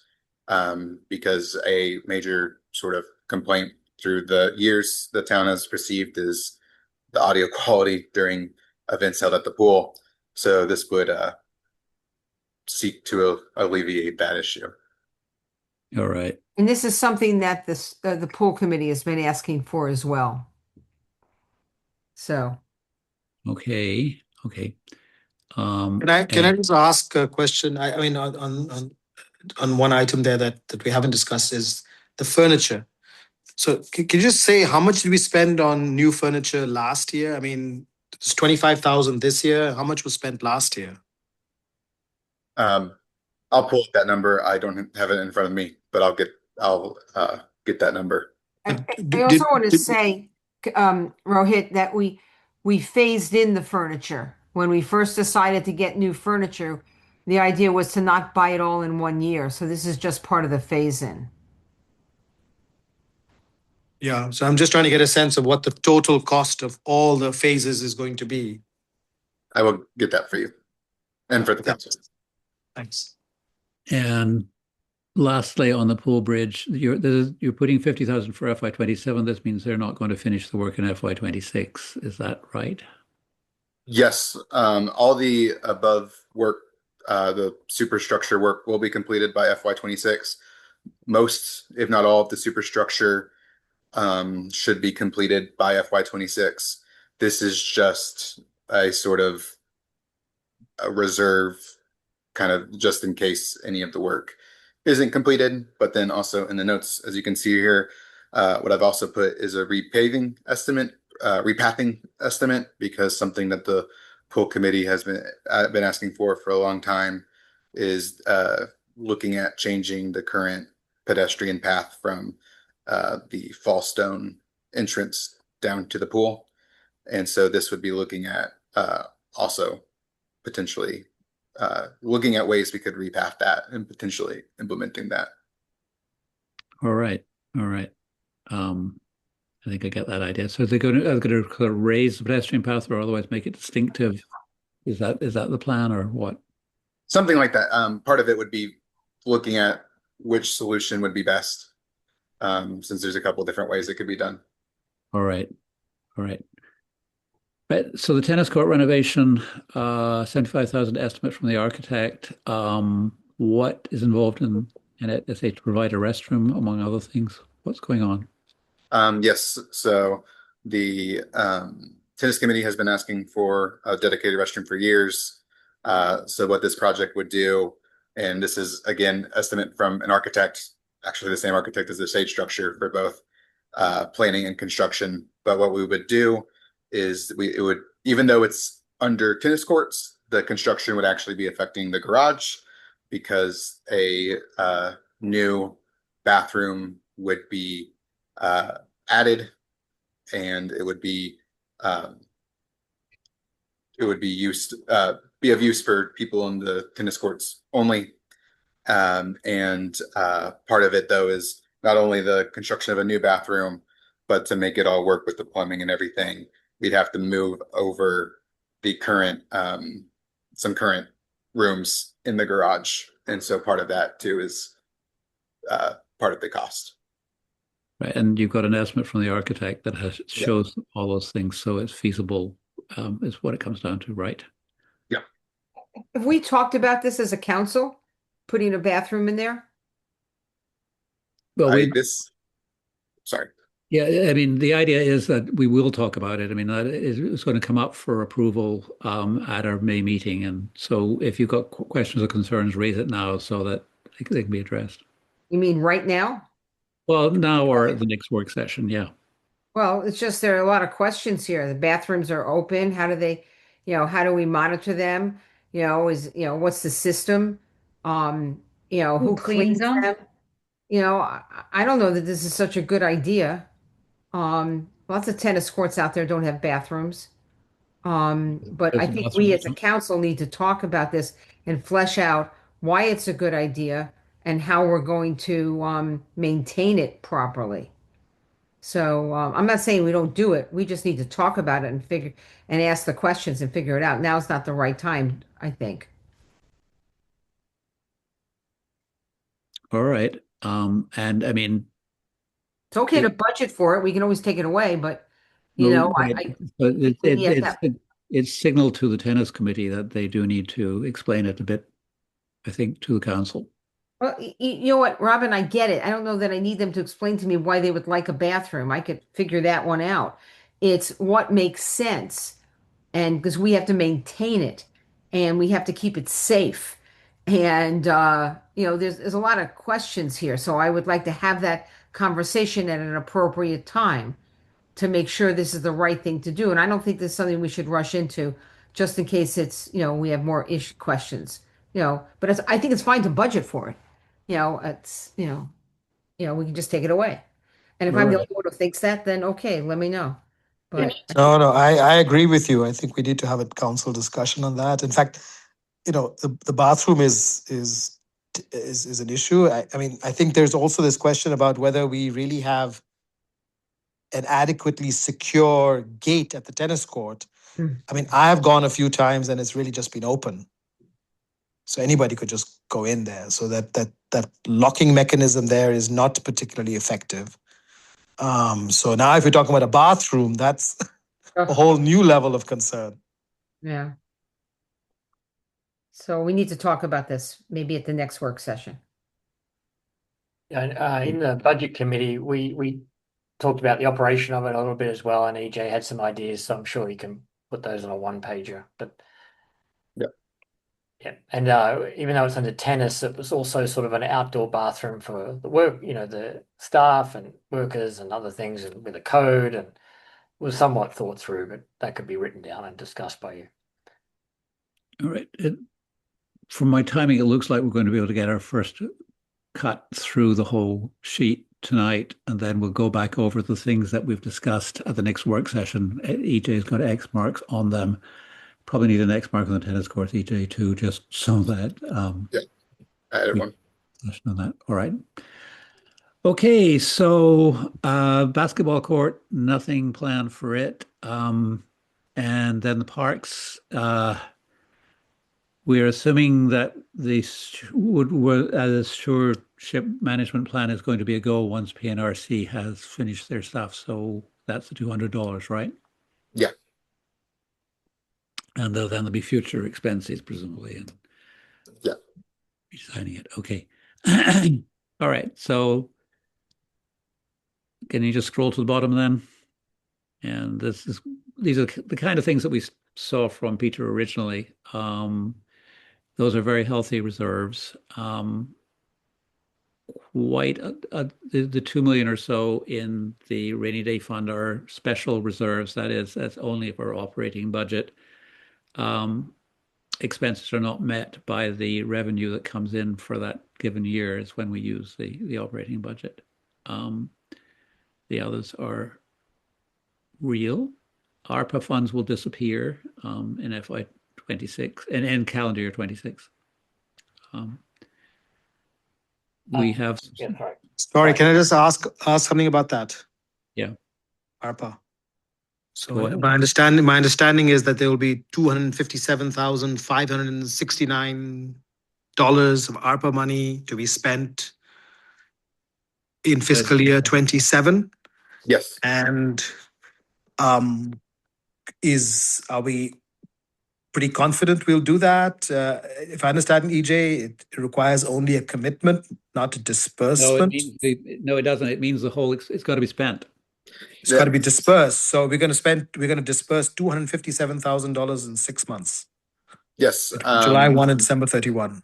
Yeah. And at the next work session, as part of that plan you asked for above in regards to the streets and sidewalks, I'll include how that is going to be used to expend our ARPA funds. Yeah, because I mean the funds literally disappear at 12/31. My suggestion for that discussion is, I think EJ, absolutely, let's have that ARPA utilization plan for those 6 months. I think we have to, but I just wonder whether we should have a contingency plan. My understanding is this money is somewhat fungible. And if there are other things in the budget that could utilize that, is other ways to be creatively just make sure we've spent this money and free up our regular budget accordingly. Well, the funds do have to be spent according to their designation and allocation, which deadline was December 31, 25, if I recall correctly. So they do have to be spent how they've been earmarked. But that is true. But luckily, there is still some slight wiggle room because it was earmarked for Dewberry and the construction that followed. So as long as it's a Dewberry project, such as the pool bridge or the streets and sidewalks, or ARPA can be used for that. Money's in their hands rather than ours, is what you're saying, so that therefore it's spent. Is that it? Yep. And I'll provide an update on ARPA in general. Let's discuss it at the next session. So we can mark that for the next work session too. Okay. All right, and you'll see the numbers there for income again. That assumes the high income tax figure, which may not be real. We just have to make sure we hope it is real. And we're going to get quarterly reports now from the Budget and Revenue Committee, so we'll find that out over time. All right. Any last questions? Robin, I just wanted to jump in on the reserve recommendations really quick with the time we have, if that's okay. Go ahead. We've got 5 minutes. Yeah. I think EJ sent a 2-page summary and then a draft resolution.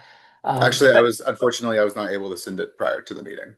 Oh, that's okay. Well, let me just give an outline of it and we can obviously discuss at the next meeting. As Robin outlined, and through history, the 2 million reserve fund. Oh, we have an unencumbered reserve, which is what we don't spend in the year, which is, we as a budget committee think we should try and maintain that around $500,000 a year, just given the size of our revenue and town expenditure. The town has successfully built up the 2 million rainy day fund that we're suggesting we call or rename a restore fund. Rise fund. We went through a few names. To maintain 1 year of OPEX for catastrophic loss, however that may be defined. And this was born out of COVID and previous experiences. But we've got that now, and we think it's at an appropriate level. And rather than it going up and down, which the old resolution has it doing, we think we can stabilize it at this with the interest rate in its own bank account, so it's seen. As a number of folks have talked about, we're mandated by the state government to budget out 5 years, or at least give non-binding indications of CapEx and the like, and we'll start a process to do that. And we can usually spend our CapEx money within our revenue funds per year.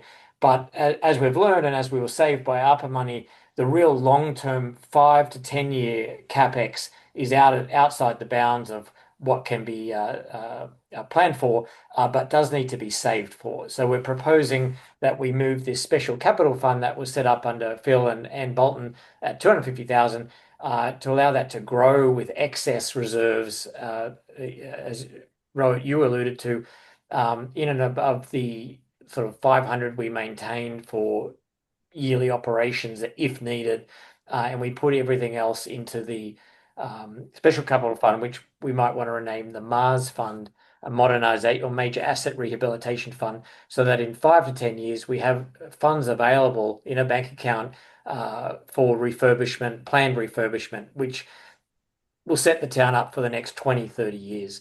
That's the essence of the proposal. We have some governance structures in there that any changes to what we call the rainy day fund or the special capital fund has to be by a supermajority of the council, and things like that. So I'd encourage you to have a read, and we can discuss in more detail at the next working session. But the FRB committee feel like that would be a prudent and conservative way of putting away funds for long-term funding, now that the town's in a pretty solid financial position. Kabir or anyone else, do you want to add anything to that real quick? I'll just add one thing. Unlike the county government or the state government, we have actually, as a small municipality, a small government, very limited financing options. So if we face an emergency or a catastrophic event, we really have to tap our own savings. We can't, we're not AAA rated, and we can't, go to the bond markets. We have constraints on that. And so this discipline, I think, Robin, you were involved in the early decisions of this, of creating this long-term reserve. I think the FRB is effectively saying, let's continue that. Let's just get the rules cleaner in terms of when these funds are used.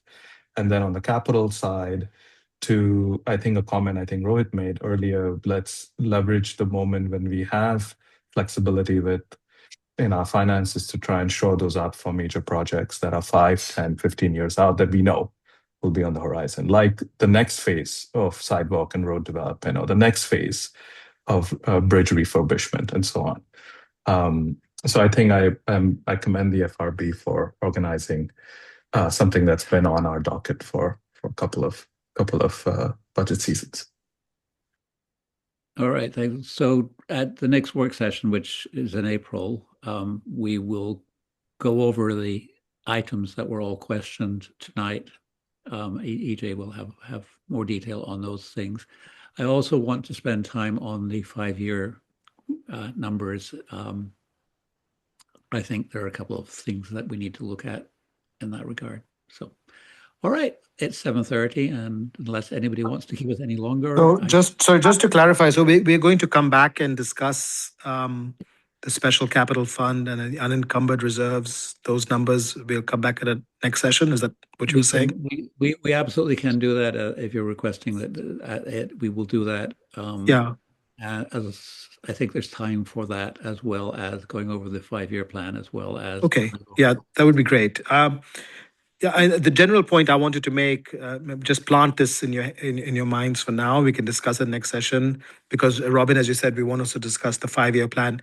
Is as a rule whether we should use the 5-year capital expense plan as the basis for deciding how much to put in the special capital fund or whatever we call it. In which case, this may have to go from 625 to 700 or something. But have it linked to some 5-year plan, I think might be a more systematic way of determining what that number should be. But let's discuss it when we discuss the 5-year plan as well. Rohit, that's music to our ears as FRB, and EJ can update that the next meeting.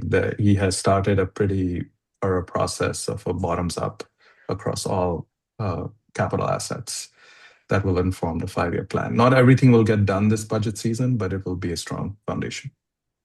Yeah. Two quick Great, things. thanks. I spoke to Jeffrey today, and he made it sound like we had another budget meeting like next Monday, and we don't. The only meeting we have next Monday is a special council meeting to vote on the resolution proposed by MML to Oh, support. I thought that was today. No, it's that's postponed a week. yeah, and that is also recommended by the FRBC as a second work session date if the council thinks Okay. they need to meet before April. I mean, Well, I discuss the definitely budget. don't have that in my calendar, so I'm not sure when someone told me that there was another meeting, but Well, I did not I didn't get that either, but memo. I didn't either, but Jeffrey mentioned it today. The special so council I mean, meeting we just came out today. The mayor just notified me about the special council meeting today. right, yeah. I So can, that's the vote on the next MML week. thing. If we- I'm in New York for but work and I it- can't. I don't Guys, think we are people have on given their time. calendars the 23rd work session date. We have some of us not even on our calendars for that special council meeting that Jeffrey wanted. It's only going to be 15 minutes, that meeting. Okay. Unfortunately, I cannot attend. I'm going to be out of town for work. Right. Okay. But I mean, I think if we have it at our April work session, our second work session on this, that is still time for the May budget. So I think we can do that, and it gives EJ a month to basically prepare answers to the questions that we've raised. Great. Thank you. All right. All right. So And thank you. Peter, everybody. thanks to you and your committee. Yeah, Incredible the team work. was awesome. Peter, Really. John, Nick, Kabir, all of you, thank you very much Incredible for work. this amazing Yeah. work, and EJ It's for like helping so out, clean just and really putting it amazing. all together. Really good. Yeah, it's fantastic. All right. A lot of thanks goes to EJ. Well done, EJ. And See you EJ, guys. sorry, EJ, lift you up that list. Thank you. Couldn't have been done without Bye. you. Anyway, bye everybody. Bye. Right. Good night. Bye. Night.